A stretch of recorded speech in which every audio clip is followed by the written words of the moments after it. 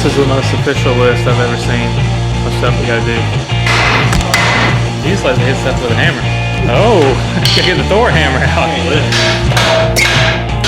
Easy peasy. What are we gonna replace it with?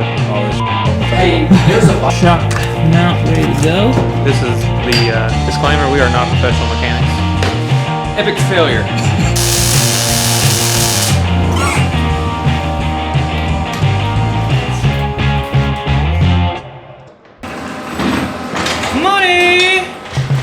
On this episode of Knucklehead Garage, it's finally time to get started on the Bronco project.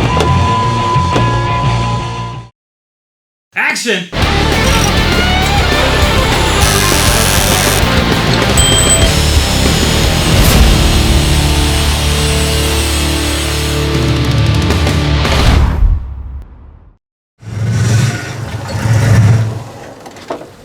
What are you doing? Crawl it out. Manuel. Yeah. What? Got tandem shocks on it already. Dual shocks. Ready to go. That was an XLT. It came with everything. And like the Dune version. leather seats. Back in '94. Yeah. Got that big motor. It makes almost as much horse pressure as that little Jeep. What's up, guys? Time to get started on the Bronco project. We have a lot of great parts and not a lot of time, so we're gonna go ahead and start tearing this thing down. You going all the way up with that thing? You got some mega jack stands, or are we gonna use those ones like we did on the K5 so everybody on the internet can comment about how unsafe they are? Oh! We got some good with this. We got the upgraded jack stands. Where were those when we were working on K5? Here. Here? Right there. Yeah.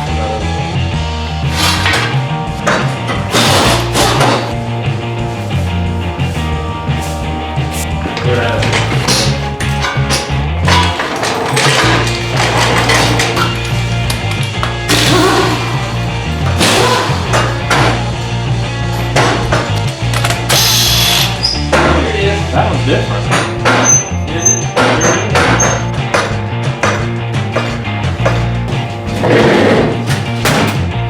Before starting any project, you always want to make sure that you bring a ginger with you. And it's not like Carter's busy or anything, because it's not like he's working on the K5. Yeah, Carter, when are you gonna finish that? This is the most official list I've ever seen of stuff we gotta do. Byron, Mr. Organized. Only way to live.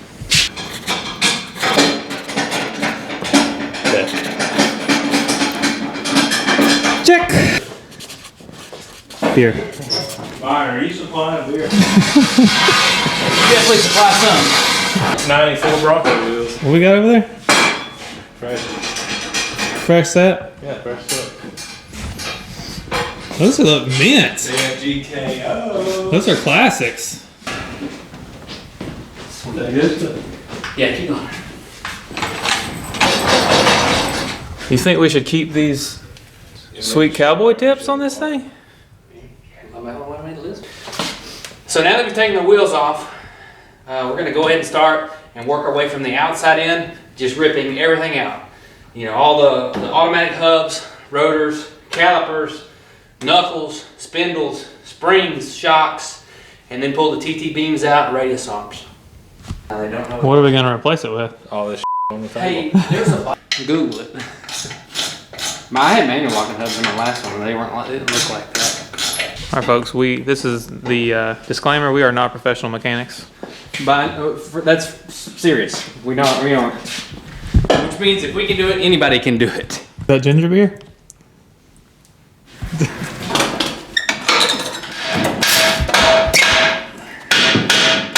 Easy peasy.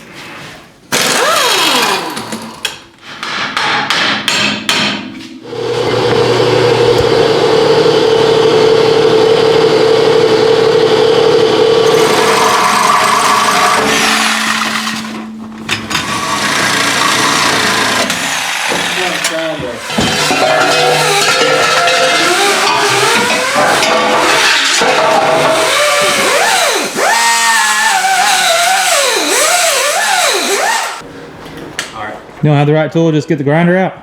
Sometimes you got to. There it is. I'd have brought some tools if I knew Byron didn't have any. No, that's what I'm saying. I thought Byron had more than I did.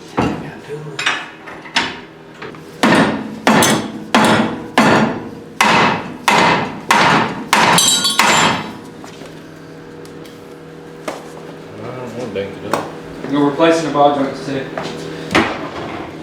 Really? Yep. Perfect. One dink about it. We're getting new fenders too. Huh? New fenders too. Oh, yeah, but those, we're gonna try to Glass salvage those.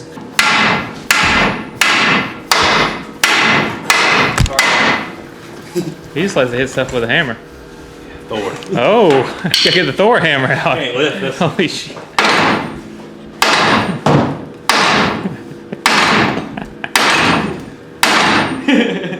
Damn, it's done. It's done. 50-pound sledge. Always gets the job done. Got it. Woo, Yahtzee! So we're getting ready to drop out the Tgv arm that has the differential on it. Since we pulled the shaft on the other side, it's leaking a little bit of diff fluid, but we can get it going out level with this and hopefully not make too big of a mess.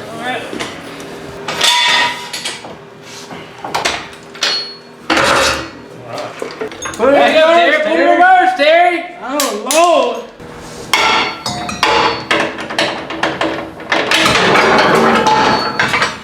Helps when you take the bolt out.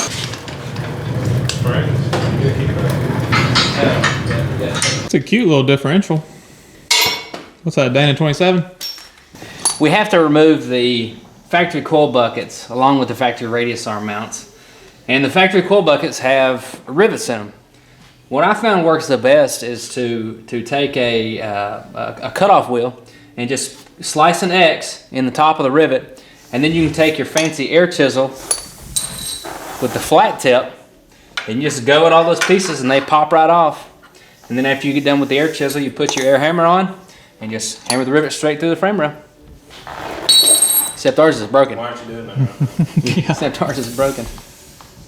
I'm gonna quit showing up here if you don't get your tools right. It used to have that in it until he broke it. Oh, you don't need It that. had this nice little trigger. Did he just throw it or something? No, it just broke. Just broke from using it. Oh, now we gotta hit this with a hammer and it's not being any fun. Oh, you gonna use Max Sledge? Well, since Thor's hammer? our air hammer isn't working, I'm using my my Thor hammer. Mainly because I call it my Thor hammer because after you get done swinging it, you're Thor. Is that like a 50-pound sledge? I think it's a 12 and a half. It's at least 20. It says 10 on it, but I think it's more than 10. It's gotta be 20. This is gonna hurt my ears. Trying to take this inner fender out to get a little more clearance. We're gonna have to take it out anyway for some of the suspension work in the future. So trying to get it out and just give us a little more room. Clearance, clearance. Oh, I got a straggler.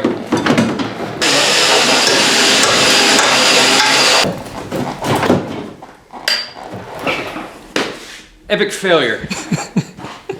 So I just pulled the inner fender out, and on the driver's side fender, one thing you got to watch out for is the ABS module. This is on the later model Broncos. For what we're trying to do, we're actually going to do the pretty much it's an ABS delete, not a full delete, but we're going to take off the ABS module, which is what was mounted to the fender, and then there's a couple wires in there that you can jumper so that the transmission acts right.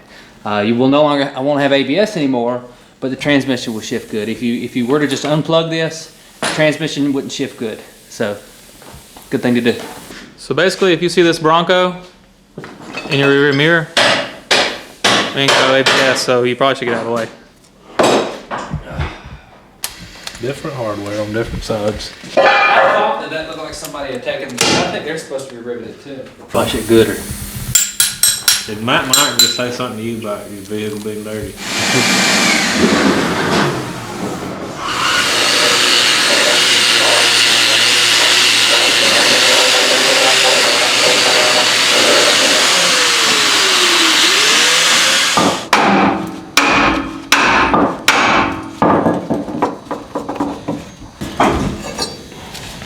Got it.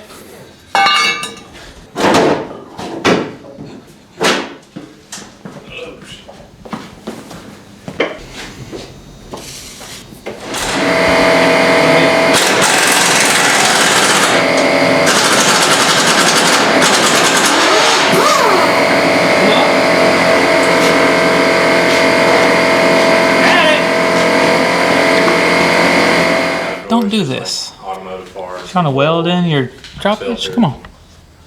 This guy just had a habit of welding random crap on his frame. It looks good. Did it move? Nothing. Oh, I broke it. Yeah. Got it. Good job. You don't need no trailer hitch. Thor hammer for the win.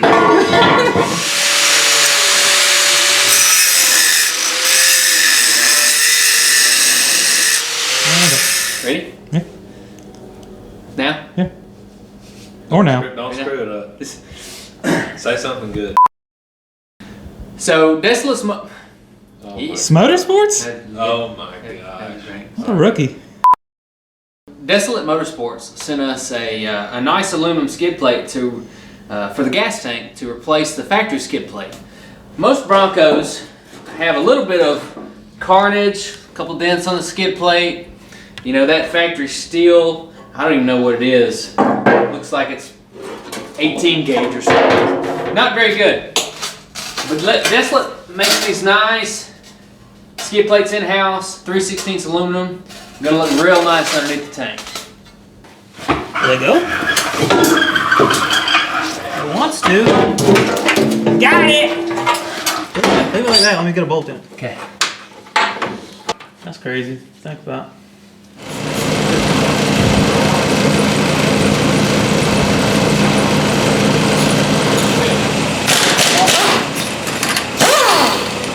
Got the bolt out? Yep.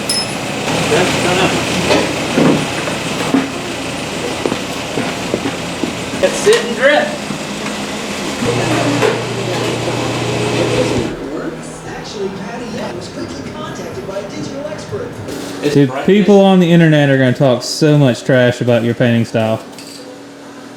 Are your eyes open right now? We gotta get back up there and paint those because they gotta be done for tomorrow. Yeah. We've been out here 3 more hours. And still I haven't- painted until just. I haven't seen a light coat yet. You saw the one I did. You Oh. saw that one. Please, nobody spark anything in here. So here we are on day 2. We spent day 1 taking all the factory suspension parts off, getting all the brackets off, wire brushing the frame a little bit, spraying a little paint on it, getting it cleaned up. We got a nice clean shop. Now it's time to make this a Prerunner. One thing we have to do is remove this exhaust heat shield to make room for the 12-inch triple bypass shocks from Radflo.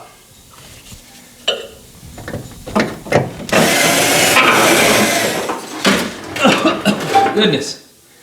I think there's dust in there from 1995. We cut right there and down, and that makes room for that awesome sway bar that we got from Desolate. The bracket will actually mount up in here, and the sway bar will kind of hang through, so we have to get that body out of the way.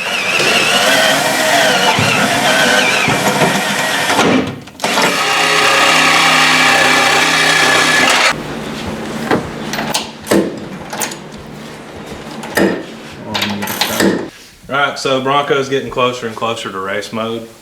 About to get the sway bar put in. It's easy peasy, comes with these bolt-in brackets. You gotta enlarge one hole and then drill another, and the third is already in the frame. Bolt these up, slide the sway bar in. One thing you gotta make sure is these bushings, make sure you get them lubed up really nice before you stick them in. You don't wanna get it installed and then the thing starts squeaking, so a little WD-40 specialist, a little spray and stay. Make sure that thing is good and coated, because you don't want any kind of weird noises while you're sailing through the air.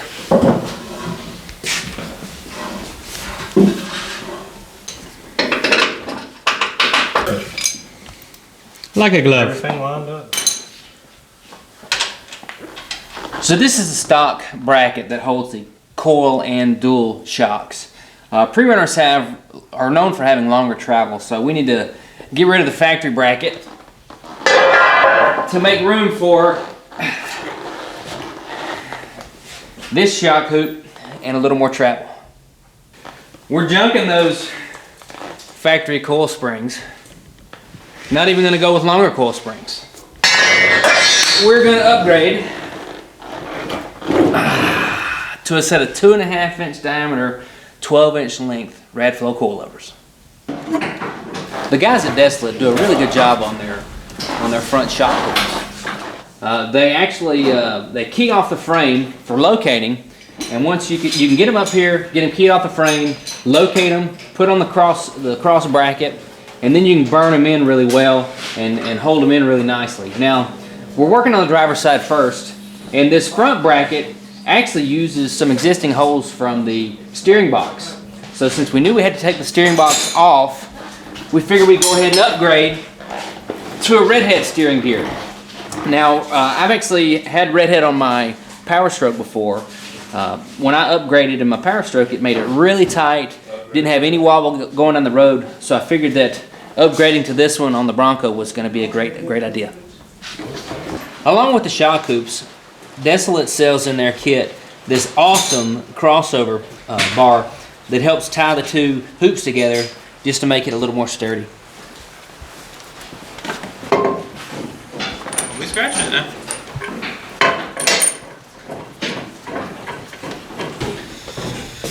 We worked on shock mount. Shock hanger. Oh! Sway bar and shock hanger. Got the Washer. rear shock mount ready to go. Alright, should I burn them in? Burn them in. You happy with it? I'm happy with it.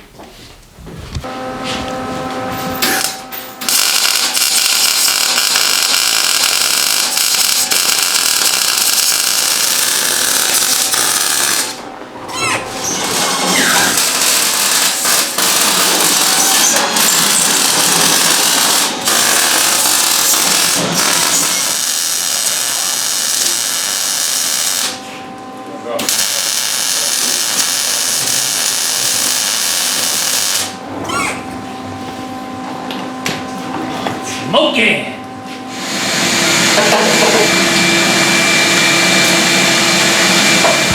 So since we decided to go wider, we did pick a budget-friendly option. There are many aftermarket options available. We decided to go with a Ford 9-inch that was on a Ford Econoline van from, I think, 1977 to 1985. This is, what I've heard, is the widest 9-inch that they made. So it's going to help us get a little bit wider in the back, I believe about 4 inches wider.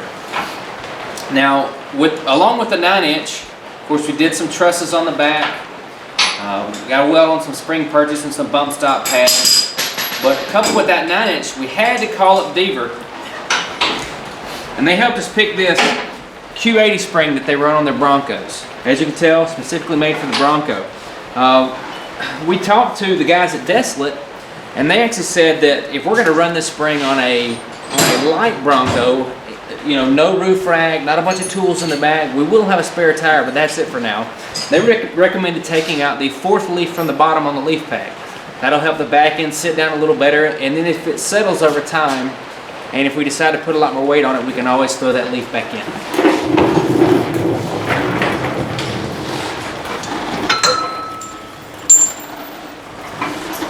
The vehicle speed sensor kit too. So we just got the springs installed. We're about ready to put the axle under here, and we just wanted to show y'all kind of the parts of the build that Desolate specializes in. So as you can see, up here's a sway bar tucked up in there all nice and neat. Here's a sway bar arms.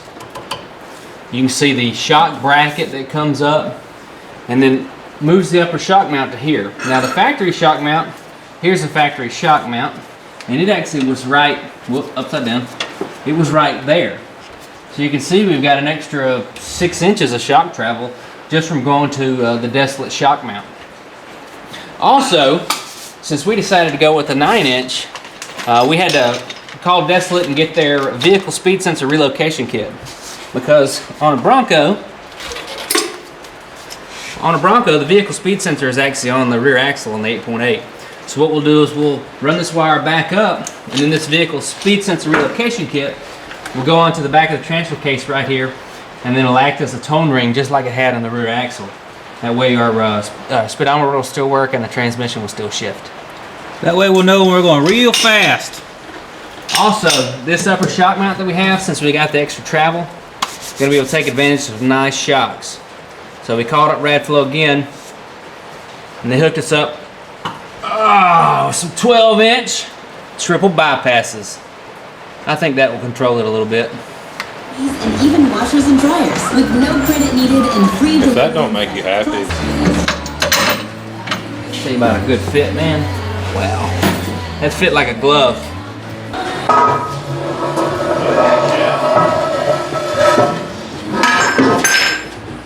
So this is just like 1 degree.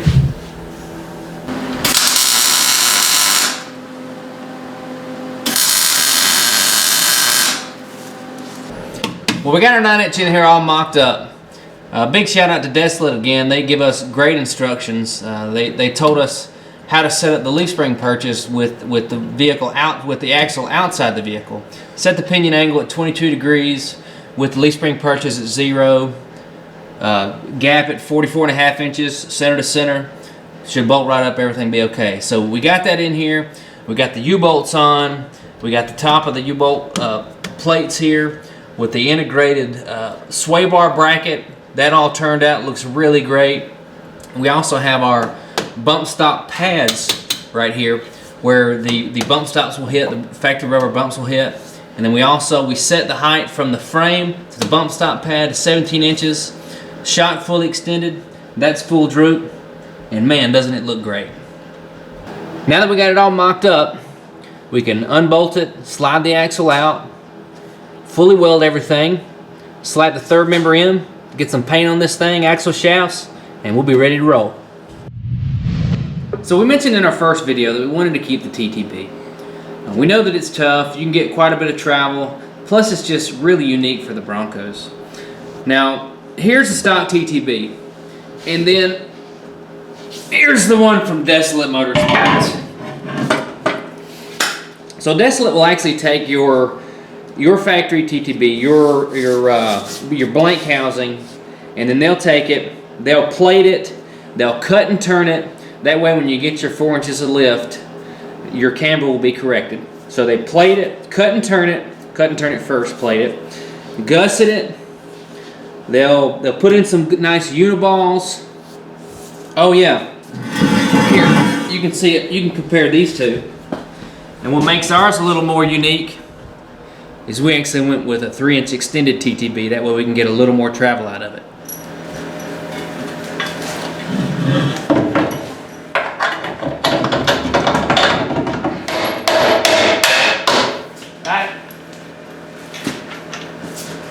Beefy.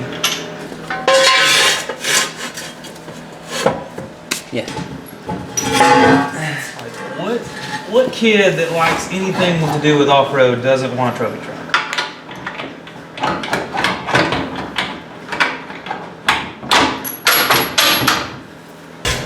So one of the things about a TTB that makes it so tough is the radius arm. So the radius arm actually mounts to the TTB and locates it front to back, which means you can take some good direct hits from the front, and it's got a good, it's got something good that it hits against, and it doesn't, it transfers that to your frame. So here's the stock radius arm. Looks a little wimpy. Well, there's a lot of aftermarket radius arms that you can buy, but we called up Desolate again and decided to go with their billet aluminum.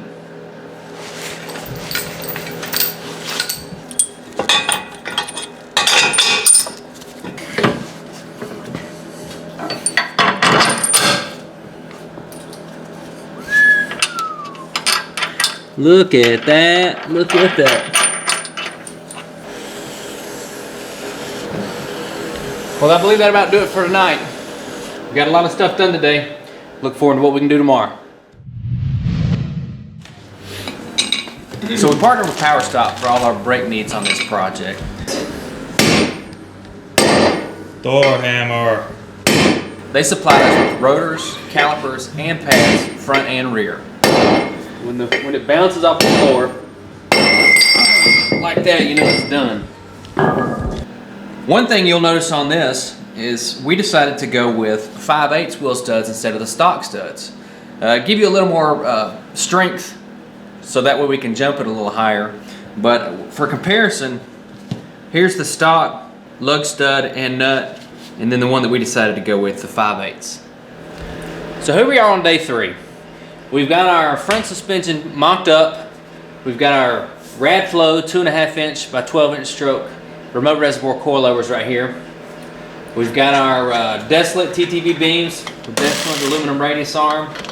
We've got our hubs back on, our knuckles back on. We've got our power stop rotors. We're going to wait to do everything else. We don't need the hub and everything for mocking it up. But what we have to do is, since we decided to go with a 3-inch extended front end, we have to get this all mocked up so we can tack the lower shock mount on and check for travel. We'll get that, and once we get that kind of where we want it, we also need to throw on our wheels. So we decided we were building a Prerunner. The first company that we thought of when we thought about wheels was Method.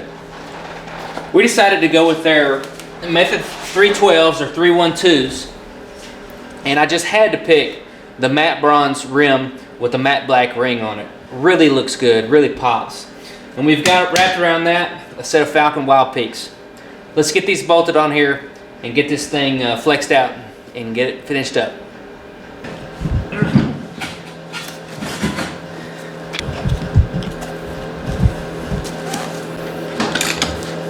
Hey. There's a shot, there's a shot. Oh, good.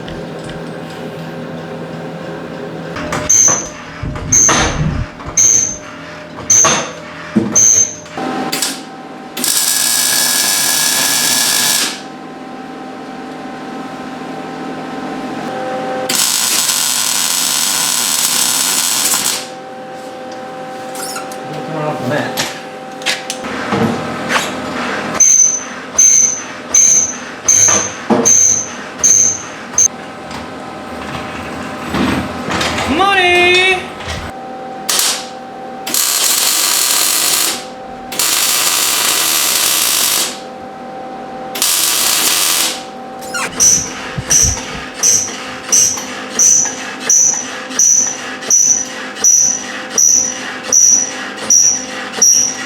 Okay. Hitting the frame. So we got the lower shock mounts all tacked in place. At this point, what we need to do is pull everything back off, finish weld all the shock mounts on the front lowers, finish everything on the rear. We've got the leaf spring perches, the bump stop pads, and the lower shock mounts. Fully weld all that up, slap some paint on it. We got to do a little bit of body work, then we'll throw everything back on here and go rip. Stay tuned for the next episode of Knucklehead Garage, because we're going to finish up this Bronco Prerunner project and then we're going to send it.